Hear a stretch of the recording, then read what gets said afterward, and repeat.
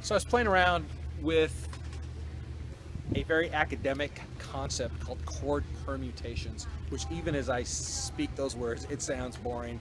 In fact, the cameraman just fell asleep for me saying that. But it's the concept that there's 4 chords that a bazillion pop songs, rock songs use all the time. It's called the 1, 4, 6, and a 5. You have 1, 4, 5, and back to 6. Again, many songs, and I won't go into songs that do that. But with my students, I want them that when they are choosing chords, not to choose a chord because it's a 1 chord or it's a 4 chord. It's like that's too music theory-ish. It's too theoretical. I want them to make chord choices based on the emotional connection the chords make. So, in analyzing literally thousands of songs, the way I think of the 1 chord is its official music theory name is called a tonic, which really means place of rest, a place of resolution.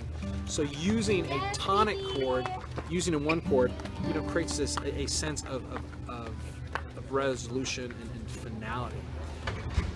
Related to that 1 chord is what's called the 5 chord. The 5 chord is the needy boyfriend of girlfriend of the 1 chord. Like, it wants to get with the 1 chord so painfully that when it finally does,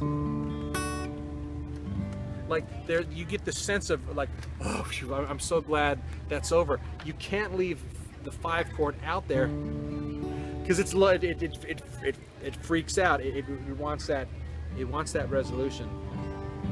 Now the 6 chord also has resolution to it because it actually borrows a couple of its notes from the 1 chord, but the 6 minor chord, it's almost like an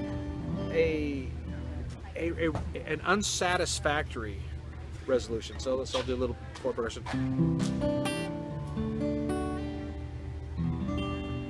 Now it resolves and it's done, but it's the emo friend. It's your second choice prom date. The captain or the head cheerleader didn't go out with you, so you took the flag team girl with you. Now in the mix is what's called the 4 chord. The 4 chord is also unstable, but it's not as unstable as the 5 chord. It's kind of like the friends with benefits. You can kind of take or leave the 1 chord.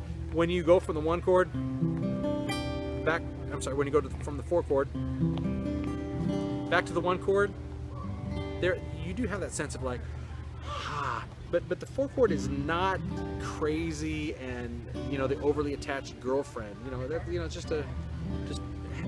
Just happy to get along. It's a long time friend of the 1 chord, and it's glad to be back. So what I tell my students is, when you choose these chords, you can create a little mini story based on which comes first, which comes second.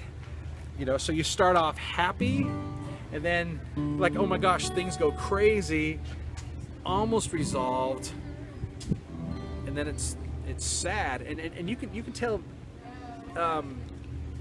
I did the math on this, and there are basically, let's see, 6, 12. There's basically 24 little stories you can tell, little snippets. You can have 24 little plots based on the order that you use your chords. So it's a really fun way to connect with your music in an emotional way rather than just like picking numbers and picking keys. So that's chords, chord permutation. Again, the cameraman just fell asleep.